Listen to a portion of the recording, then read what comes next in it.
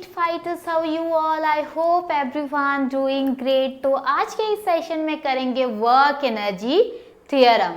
So since work energy theorem में बच्चों को बहुत ज़्यादा डाउट्स होती है, तो आज के पूरे सेशन में मैं आपको बताऊंगी कि वेरिएबल फोर्स क्या होता है एंड वर्क एनर्जी थ्योरम क्या होता है। So let's begin the session. So session को शुरू करने से पहले I would like to request each and everyone कि लाइक, शेयर एंड सब्सक्राइब जरूर करना। Anyway, so let's begin this session. So बच्चों, जब बात आती है वेरिएबल फोर्स की, first of all we need to understand कि एग्जैक्टली वेरिएबल फोर्स होता क्या है। ठीक है, तो अ वेरिएबल फोर्स और कांस्टेंट फोर्स में फर्क क्या है, पहले तो आपको ये आइडेंटिफाई करना होगा। ठीक है, आप ये देखो कि यू नो कुछ बच्चे हैं ना जिन्हें अभी तक बस फोर्स ही पता है, वेरिएबल की तो बात अलग है, कांस्टेंट फोर्स की तो बात अलग है। ठीक है, तो आज करते हैं दोनों का डिफरेंशिएशन और आज आपको बताते हैं कि वेरिएबल फोर्स क्या होता है, और आज पूरा कंफर्म हो जाएगा, पूरा क्लियर हो जाएगा बेसिकली आपका वर्क एनर्जी थ्योरम। इन दोनों डाउट्स में बेसिकली इन दोनों कॉन्सेप्ट में आपको कोई भी उठकर पूछ ले कि भाई डेरिवेशन कर दे, तुरंत आ जाएगा। Anyway, let's begin. So variable force और कांस्टेंट फोर्स में क्या मतलब, क्या बेसिकली क्या डिफरेंस है, लेट्स बिगिन। तो बच्चों, कांस्टेंट फोर्स होता क्या है कि अब देखो कोई ब्लॉक है, अगर ये 5 न्यूटन इस पे फोर्स अप्लाई हो रहा है और डिस्प्लेसमेंट इसमें हो रहा है कुछ 5 मीटर का, तो आप वर्क डन क्या करोगे, सिंपली फोर्स इनटू डिस्प्लेसमेंट करके फाइनली आप क्या कर लोगे, अपना आंसर निकाल लोगे, दैट इज 25 जूल। ठीक है, तो ये तो इसमें तो आपको कोई भी दिक्कत नहीं हुई, राइट, क्योंकि फोर्स कैसे दिया था, कांस्टेंट। बट अब क्या होए, कोई एक, अभी तक आप 11th स्टैंडर्ड में हो तो जरूरी नहीं है कि अभी तक आपको पता ही नहीं है वेरिएबल फोर्स। अब देखो क्वेश्चन क्या हो रहा है, एक नया क्वेश्चन आ गया, वो क्या बोल रहा है कि फाइंड वर्क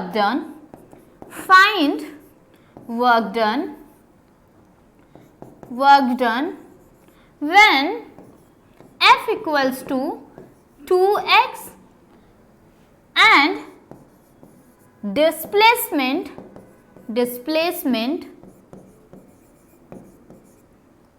3 to 1। अब देखो बच्चों, अब क्या हो रहा है, अब देखो f की वैल्यू 2x दे दिया, तो आपको अब देखो कुछ अनसुना सा नहीं लग रहा है कि भाई ये क्या है, 2x। अब देखो, अब जब 2 की वैल्यू आप x की वैल्यू आप 3 रखते हो, तो 2x क्या हो जाएगा, 2 into 3 दैट इज 6। अब वही x की वैल्यू आप 1 रखते हो, तो ये क्या रहेगा, 2। तो मतलब देख रहे हो, कभी 6 तो कभी 2, कुछ अड़बड़ा सा नहीं है। तो इसे ही कहते हैं वेरिएबल फोर्स, जब फोर्स क्या रहे, डिफाइन ना रहे, पोजीशन से पोजीशन चेंज करे। चलो, तो आज के सेशन में हम वेरिएबल फोर्स समझते हैं और वर्क एनर्जी थ्योरम तो आपको यूं आ जाएगा। ठीक है, चलो, तो अब वेरिएबल फोर्स करने के लिए ये आपको ये सब समझ गया ना, तो डेफिनेटली आप कर लेना। अब देखो वेरिएबल फोर्स समझते हैं। अब हमें पता है कि मान लो कि ये जो है ना, ये है कि एक कर्व दे दिया गया। ठीक है, अब f of x and displacement का ग्राफ है। यहाँ पे देखो, तुम यहाँ पे खुद देख सकते हो कि x इनिशियल है और ये x फाइनल है, मतलब ये क्या है, डिस्प्लेसमेंट इनिशियल है। ठीक है, इनिशियल है, ओके, और यहाँ पे क्या है, फाइनल है। तो अब देखो, यहाँ पे तो फोर्स यहाँ पर है भाई, ठीक है, यहाँ पे फोर्स कुछ अलग है, यहाँ पे फोर्स कुछ अलग है। तो अब देख रहे हो ना, पोजीशन से पोजीशन क्या हो रहा है, बेसिकली फोर्स हो रहा है चेंज। ठीक है, तो जो यहाँ पे कहने का मतलब क्या है, जो एरिया अंडर कर्व होता है ना, area under the area of that curve F of x and x, इसे हम क्या कहते हैं, कोई भी, बस क्या करना है आपको, वर्क डन, इस तरीके से ग्राफ दे दिया है ना, तो आपको क्या करना है, आपको बोला है कि वर्क डन फाइंड करो, तो आप क्या करो, एरिया फाइंड कर लो, वर्क डन आपका आ गया, ठीक है। तो area under curve that is F of T, F of x के ग्राफ में एरिया जो होगा वही एरिया क्या होगा, फोर्स होगा, ठीक है। फोर्स है मतलब वर्क डन है। सो इस कर्व को, इस एरिया को ही हम क्या कहते हैं, वर्क, ठीक है। सो आई होप किसी को दिक्कत नहीं है यहाँ पे। तो आप क्या कर लो, एक छोटा सा स्ट्रिप काट लो, ठीक है, ये वाला स्ट्रिप काट लो। हाँ, अब देखो ये क्या हो गया, इसका लेंथ हो गया, और ये क्या हो गया, इसका ब्रेथ हो गया। लेंथ ले लो और ब्रेथ। एरिया होता क्या है बच्चों, एरिया होगा that is length into breadth, ठीक है। अब देखो लेंथ क्या है, एफ ऑफ एक्स, ठीक है, तो रख लो F of X into breadth क्या है, ये छोटा वाला मतलब एक्स का कंपोनेंट, राइट, एक्स का कंपोनेंट मतलब यहाँ पे कुछ अलग है, यहाँ पे कुछ अलग है, एक्स आई है, एक्स एफ है, चेंज हो रहा है ना बच्चों, चेंज हो रहा है, तो क्या कर सकते हैं, डेल्टा एक्स लिख लो, ठीक है। तो हो गया ना, एरिया मिल गया, और यही एरिया क्या होता है, वर्क डन के बराबर होता है। तो मिल गया ना। अगर आपको वेरिएबल फोर्स आपको दिया हो और आपको वर्क डन फाइंड करना है, तो कौन सा फॉर्मूला लगाओगे, कौन सा फॉर्मूला लगाओगे, that is work done equals to f of x dot D x, ठीक है, F of x of d x, और कहाँ से मिला हमें, यहाँ से मिला, ठीक है। सो आई होप किसी को दिक्कत नहीं हुई है या फिर समझ में नहीं आया है। समझ में नहीं आया है वेरिएबल फोर्स, तो डेफिनेटली चैट बॉक्स आपके पास है, क्वेरीज डाल देना और हम उसके आंसर जरूर देंगे, ठीक है। तो अब ये हो गया अपना वेरिएबल फोर्स, ठीक है। अब देखो वो क्वेश्चन हम देखते हैं। क्वेश्चन क्या था कि वर्क डन फाइंड करना था, F की वैल्यू दे दी गई थी 2x, ठीक है, और बोल रहा था कि डिस्प्लेसमेंट 3 से लेके 1 तक हो रहा है। अब देखो फाइंड करो, अब क्या करो, यहाँ पे फॉर्मूला है मेरे पास। अब देखो, अब 2x दिया है, ठीक है, इंटीग्रेशन ऑफ 3 से लेके 1 से लेके 3, हाँ ठीक है, ये 1 से लेके 3 से लेके 1 तक जाएगा, ठीक है, and F of x dot D x, और आगे क्या कर लो, integration of 3 to 1, F of X की वैल्यू 2x है डॉट डी एक्स, ठीक है। 2x का क्या हो जाएगा, 2 तो कॉमन है, तो यहाँ पे 2 कॉमन ले लो, एंड अंदर क्या हो जाएगा, x स्क्वायर बाई 2, ठीक है। अब ये 3 से 1 तक है, तो लिखोगे कैसे आप इसको, 2 और यहाँ पे 3 का स्क्वायर डिवाइडेड बाय 2 माइनस 1 का स्क्वायर डिवाइडेड बाय 2, राइट। तो हो क्या गया अपना, दैट इज 2 तो एज इट इज है, और ये हो क्या गया अपना 3 का 9/2 माइनस 1/2। अब आपका काम है 1/2 को कॉमन ले लो, ठीक है, 1/2 ऐसे ही है, 1/2 को कॉमन ले लो, अंदर क्या बचा, that is 9 minus 1, 2 gets cancel, और अपना वर्क डन क्या आ गया, 9 माइनस 1 8 जूल, ठीक है। सो आई होप किसी को बिल्कुल भी प्रॉब्लम नहीं हुई है कि कैसे क्या करना है, ठीक है। तो अगर आपको वर्क डन दे दिया गया है, वर्क डन फाइंड करने के लिए दे दिया गया है, वेरिएबल फोर्स फाइंड करना है, तो आप करोगे क्या, सिंपली आप क्या करना, ये फॉर्मूला लगा लेना और फाइंड कर देना आंसर। चलो, तो यहाँ तक सारा कुछ बढ़िया चल रहा है, ठीक है। अब हमें क्या करना है, हमें पढ़ना है work energy theorem variable force को लेके, ठीक है। वर्क बोल दिया भाई, वर्क एनर्जी थ्योरम को डिराइव करो, तो आप कैसे करोगे, चलो अब करते हैं। क्यों नहीं करोगे, डेफिनेटली कर लोगे, इसमें कोई बड़ी बात नहीं है, डेफिनेटली आप कर लोगे, ठीक है।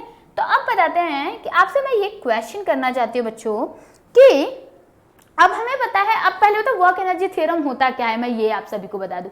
वर्क एनर्जी थ्योरम कहता है कि work done bye all the forces equals to change in kinetic energy, ठीक है, चेंज इन काइनेटिक एनर्जी। ये क्या है, अपना वर्क एनर्जी थ्योरम है और यही आपको डेरिवेशन से प्रूव करना है, ठीक है। वर्क एनर्जी थ्योरम क्या होता है, आंख बंद करके, आंख बंद कर लेना और क्या बोलना, work done by all the forces, मतलब conservative force, non conservative force सारा आ जाएगा, equals to change in kinetic energy. अब आप बच्चों एक क्वेश्चन आप सभी से पूछना चाहती हूँ और वो क्वेश्चन का आंसर आप चैट बॉक्स में जरूर देना, ठीक है। Does kinetic energy depends on frame of reference. Question लिख देती हूँ यहाँ पे, क्वेश्चन इज, इसका आंसर आपको चैट बॉक्स में जरूर देना है। Does kinetic energy depends on frames of reference,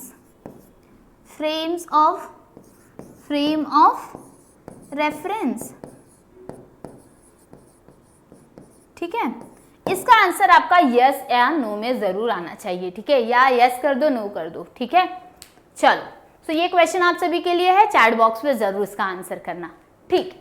चलो, सो अपना फंडा यहाँ पे क्या है कि वर्क एनर्जी थ्योरम क्या कहता है भाई, यहाँ तो प्रूफ हो गया, ठीक है। प्रूफ करने की बात आपकी है, आप कैसे प्रूफ करोगे। So work done by all the forces equals to change in kinetic energy, ठीक है। चेंज इन काइनेटिक एनर्जी, अब काइनेटिक एनर्जी क्या होता है बच्चों, यहाँ पे लिख लेते हैं, काइनेटिक एनर्जी होता है हाफ mv², ठीक है, हाफ mv²। 1 सेकेंड, अब half mv², change in kinetic energy कैसे लिखोगे आप, change in kinetic energy that is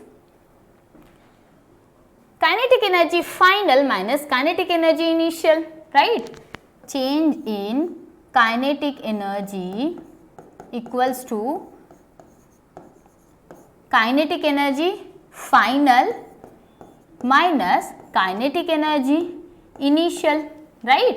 अब देखो क्या होता है, ये बोल रहा है ना वर्क, तो अब मैं क्या करती हूँ यहाँ पे, अब वर्क का फॉर्मूला अपने पास क्या है, ये अगर बोल रहा है कि work done by all the forces equals to change in kinetic energy, यही मुझे प्रूफ करना है। अब वर्क का फॉर्मूला हमने अभी क्या फाइंड किया, that is integration of F of x dot D x, right बच्चों, ये है अपने पास। तो आप करोगे क्या, एफ ऑफ एक्स, और हम सभी को पता है, साइड में ना कैलकुलेशन करते जाते हैं, एफ इक्वल्स टू क्या होता है, mass into acceleration, second laws of motion से, right, F equals to mass into acceleration. तो मैं लिख सकती हूँ ना, मान लो यहाँ पे एक्स आई से लेके एक्स एफ तक जा रहा है, ठीक है, तो अब एफ की जगह पे लिख सकते हैं, तो integration of mass into acceleration dot D x, ठीक है। अब मास तो क्या है, कांस्टेंट है, ठीक है, साइड में आप क्या करना, ये लिखते जाना, ठीक है। अब देखो मास तो क्या है, कॉमन है, तो यहाँ पे मैं क्या कर सकती हूँ, कांस्टेंट है, तो कांस्टेंट क्या करोगे आप, मास को कॉमन ले लोगे and integration of A dot D x, ठीक है, A dot D X, X I से लेके एक्स एफ तक, ठीक है। अब देखो यहाँ पे अब क्या हो रहा है, ए को हम कैसे लिख सकते हैं, एक्सेलरेशन क्या होता है, एक्सेलरेशन क्या होता है, dv by dt, right? Change in velocity per time, rate of change of velocity, acceleration, right? तो इस तरीके से लिख सकते हैं। अगर इसमें मैं dx से क्या करूं, मल्टीप्लाई एंड डिवाइड कर दूं, तो हम क्या करते हैं, dx से मल्टीप्लाई डिवाइड करते हैं, x equals to dv by dt as it is into dx by dt, right. अब इसको थोड़ा अच्छे से लिख लेते हैं, इस dt को इस साइड ले लो, इसको इस साइड ले लो, तो अब क्या है, इस फॉर्म में भी लिख सकते हो, dv by dx and dx by dt। अब याद करो dx by dt होता क्या है बच्चों, डिस्प्लेसमेंट, डिस्प्लेसमेंट बाय टाइम होता क्या है, वेलोसिटी। मतलब ये हो गया ना अपना, ये जो है dx by dt ये वेलोसिटी हो गया ना अपना, राइट। तो मैं इसको इस तरीके से लिख सकती हूँ ना, इसे हम कैसे लिख सकते हैं, that is v dot dv by dx, ठीक है। अब ये इक्वेशन कहाँ रखना है आपको, वहां पे एक ही जगह पे, मतलब एक ही value v dot dv by dx हो सकती है, राइट। चलो रख दो। तो आप क्या करो यहाँ पे, ठीक है, आप यहाँ पे क्या करना है आपको, W तो है अपना, ये वर्क डन तो है ही है अपने पास। तो अब एक ही जगह पे हमने पुट करना है, हमें पुट करना है this v dv by dx। तो सारा कुछ तो ऐसा ही है, ठीक है। m तो अपना जैसा था वैसा ही है, m जैसा है वैसा ही है अपना पास, बाहर का बाहर m। अब देखो, अब क्या लिख रही हूं मैं, v dot dv by dx, और dx क्या था, एज इट इज। अब ये dx गेट कैंसिल, तो अब क्या हो गया, अब इंटीग्रेशन करना आसान हो गया ना। तो v डॉट dv, वेरिएबल भी dv आ गया, तो अब कहाँ से जाएगा, final initial minus final minus initial, ठीक है। तो यहाँ पे इसको इस तरीके से लिख लो, ओके। तो इसे इस तरीके से लिख लो, v initial v final, initial से फाइनल। अब देखो m तो बाहर एज इट इज है, अब इसको आप क्या करोगे, m एज इट इज, ठीक है, m। अब ये क्या हो रहा है अपना, integration of v dot dv करोगे तो v square by 2, v final v initial, right. इस तरीके से कर लोगे। अब देखो वैल्यूज पुट कर दो, तो वैल्यूज पुट करोगे तो आएगा क्या, m एज इट इज, और क्या होगा ये v final square divided by 2 minus v square v initial square by 2।